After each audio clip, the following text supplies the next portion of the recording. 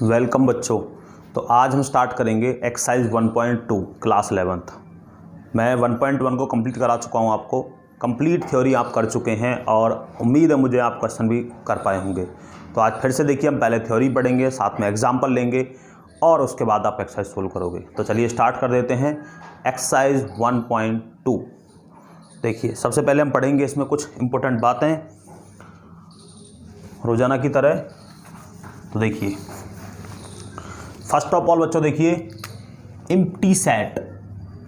Empty set क्या होता है?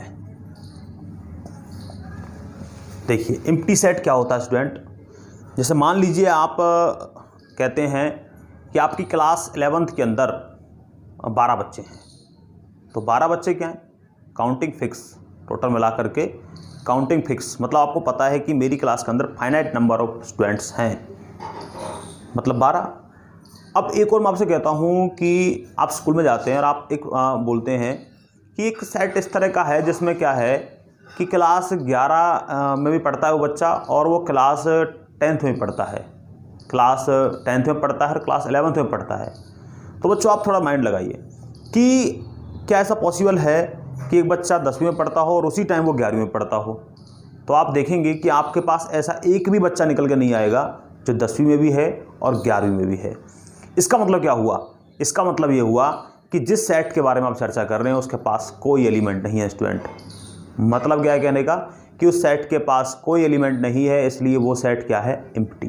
तो स्टूडेंट देखिए, एम्प्टी सेट क्या होता है? ए सेट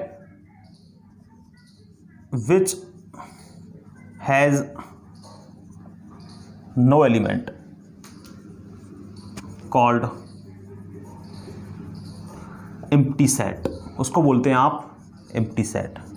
डेनोटेड बाय, कैसे डिनोट करेंगे आप इसको? या तो देखिए इससे डिनोट कर सकते हैं आप, या फिर आप इस तरह केवल ब्रैक्स लगा के और उसको एम्प्टी छोड़ सकते हैं। फाई का मतलब एम्प्टी, PHI फाई। और ये दिखाया गया आपको, ये क्या है? Curl bracket. इसको खाली रखिए क्योंकि तभी आप बोल पाएंगे कि इसके अंदर कोई एलिमेंट नहीं है। तो इस तरह स्टूडेंट आप इजीली आप बता सकते हैं कि सेट एम्प्टी है। देखिए, और एम्प्टी सेट के कई और नाम भी होते हैं, जैसे मैं बोल देता हूँ वॉइड सेट बोल दो या फिर नल सेट बोल दो। तो बच्चों इस तरह भी आप इसके नाम ले सकते हैं। एक दो एग्जांपल और लेता हूँ। देखिए मैथमेटिकल में, जैसे मान लीजिए A is the set X such that X is equal to, मैं आपसे कहता हूँ X square is equal to, हमारे पास है X minus √2, X square is equal to X square minus 2 is equal to 0। X is rational number. तो बच्चों इस तरह का ये सेट है। देखिए, अब अगर आप इसको सोल्व करेंगे, x square minus 2 is equal to 0, x is equal to क्या आ गया? Plus minus √2।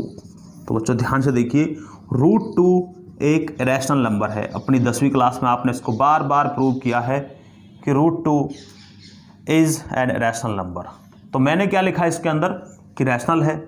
तो मतलब जो मैंने लिखा वो तो मुझे मिला ही नहीं, मतलब मुझे ऐसा एक भी एक्स नहीं मिला। तो इसका मतलब जो सेट ए है वो क्या होगा? फाई। या फिर आप ऐसे भी डिनोट कर सकते हैं, एक ही बात है।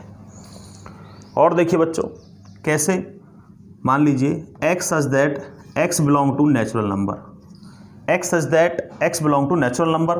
और देखिए कहाँ आता है एक्स आता है इसके बीच में।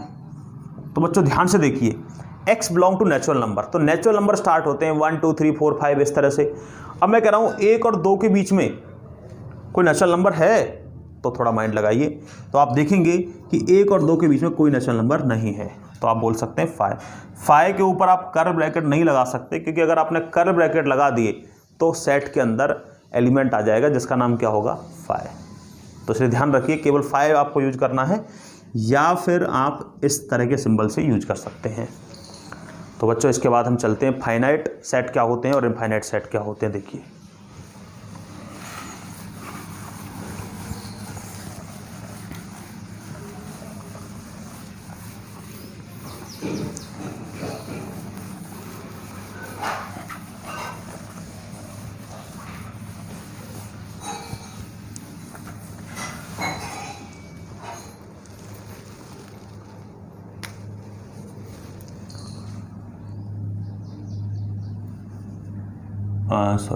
Finite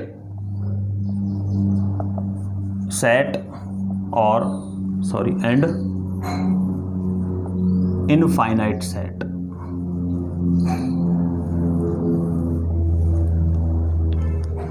finite set and infinite set. देखिए बच्चों, फाइनाइट सेट क्या होते हैं, जैसे मैंने आपके सामने लिखा, देखिए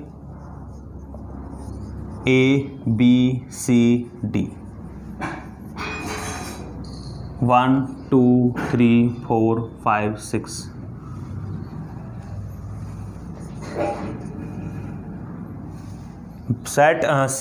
सेट सी मैंने कुछ ऐसे लिख दिया कि सेट सी है मेन लिविंग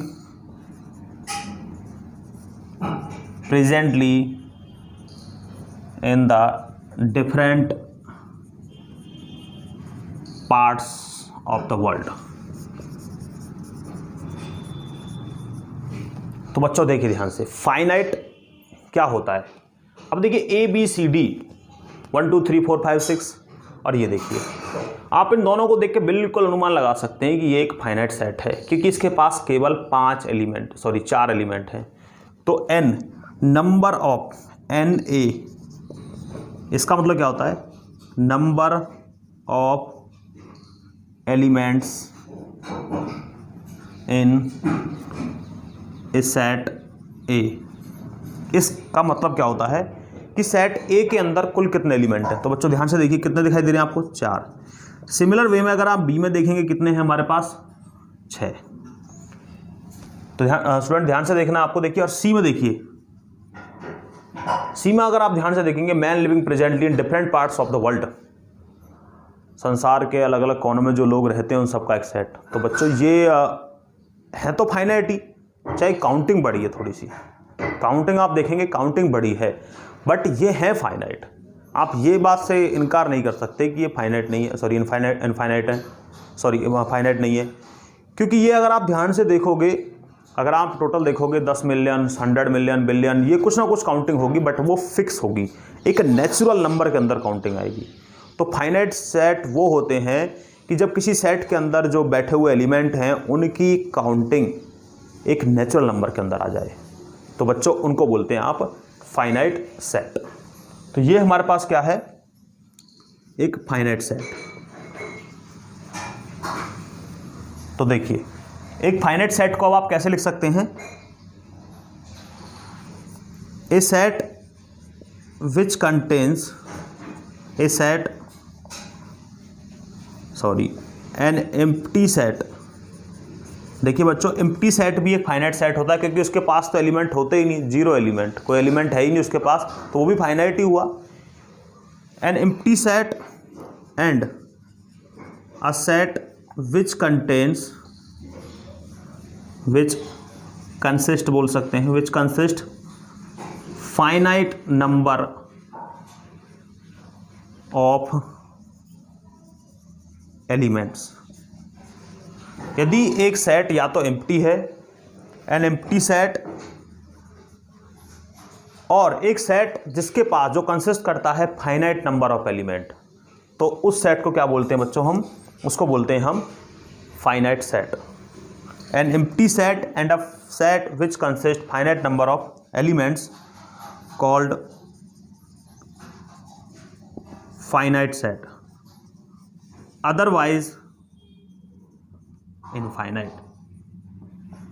अगर देखिए सेट के अंदर जो एलिमेंट है डिफरेंट, उनकी काउंटिंग यदि नेचुरल नंबर में नहीं है, नेचुरल नंबर में भी क्या है, बहुत ज़्यादा है, तो बच्चों हम बोलेंगे उसको इनफाइनाइट, जिसको हम काउंट ही नहीं कर पा रहे, और जिसको हम काउंट कर पाए उसको बोलेंगे हम फाइनाइट। जिनको हम काउंट कर पाते हैं उनको बोलते हैं फाइनाइट, जिनको हम काउंट ही नहीं कर पाते उनको बोलते हैं आप इनफाइनाइट। देखिए बच्चों, इसके बाद कुछ और इंपॉर्टेंट बातें जानते हैं इसके बारे में। देखिए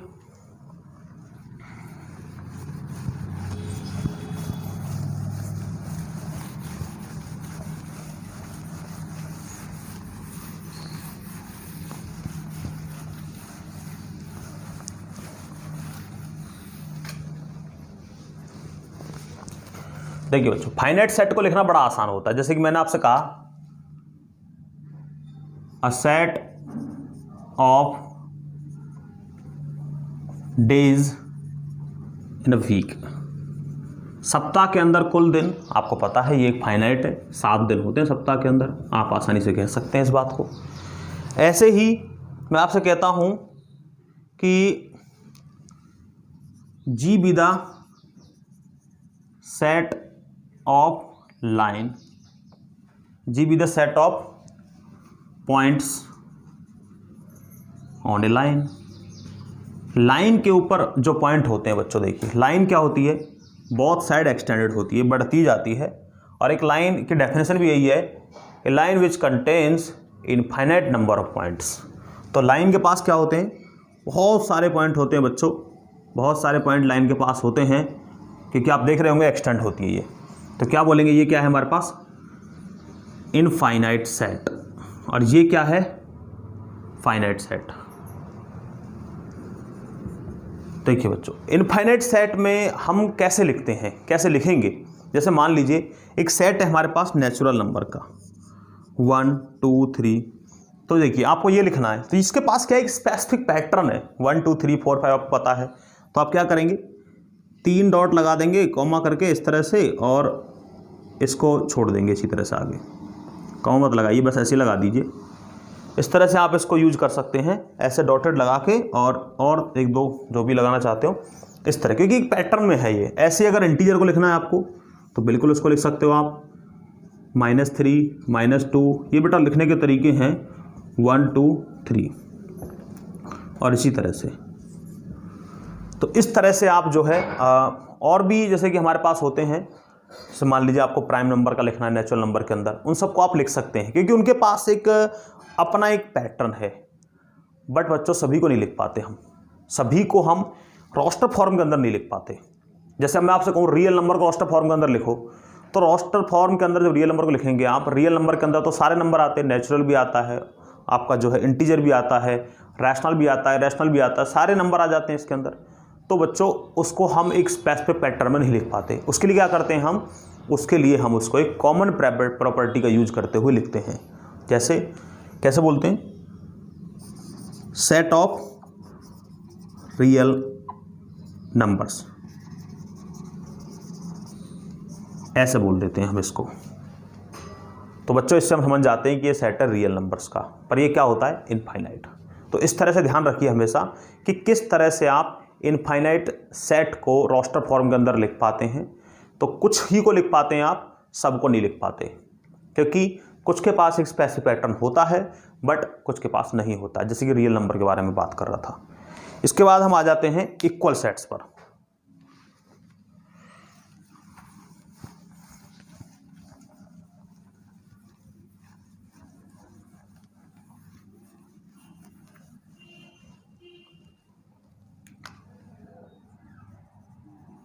इक्वल सेट,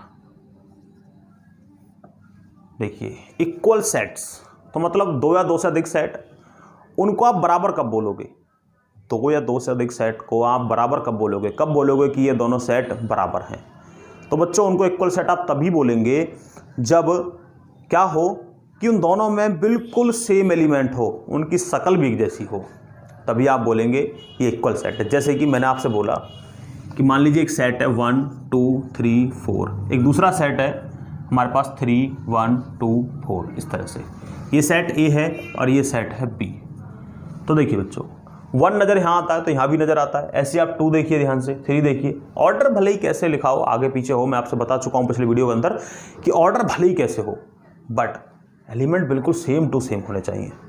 अगर एलिमेंट सेम टू सेम है तो बड़े आसान शब्दों में आप कह सकते हैं कि ए बराबर है बी के। तो इस तरह स्टूडेंट हम इक्वल सेट को लिख सकते हैं। Two sets set to be equal, 2 और मोर भी बोल सकते हैं आप, 2 या 2 से अधिक भी हो सकते हैं। एक और सेट भी आप ले सकते थे, कोई सी सेट अगर आप लेना चाहते, 2 4 1 3 ऐसे, ये भी इक्वल ही है। Two set to be equal, two set to be equal if two set to be equal if they are contains they are contain exactly same elements, यदि वो एक जैसे एलिमेंट्स कंटेन करते हैं तो आप बोलेंगे कि वो क्या है, एक इक्वल सेट है बच्चों। तो बच्चों देखिए ये एक्सरसाइज बहुत छोटी सी है और यही 3 टॉपिक हैं इसके मेन, कि एम्प्टी सेट, फाइनाइट, इनफाइनाइट और इक्वल सेट। केवल इन्हीं की मदद से आप एक्सरसाइज 1.2 को कम्प्लीटली सोल्व कर सकते हैं। डाउट के लिए आप कमेंट बॉक्स के अंदर लिख सकते हैं कैसी कोई प्रॉब्लम है, और कल हम देखिए 1.3 करेंगे। रेगुलरली हम रोजाना एक्सरसाइज करते रहेंगे। आगे की तरफ हमारा जो एनसीईआरटी का सिलेबस है उसको हम रोजाना एक एक करके एक्सरसाइज वाइज बढ़ाते रहेंगे, और जो भी इंपॉर्टेंट हमारे जो एग्जाम्स होते हैं कॉम्पिटिटिव लेवल के, उनके लिए भी मैं स्पेसिफिक वीडियो बनाता रहूँगा। तो थैंक यू टू ऑल।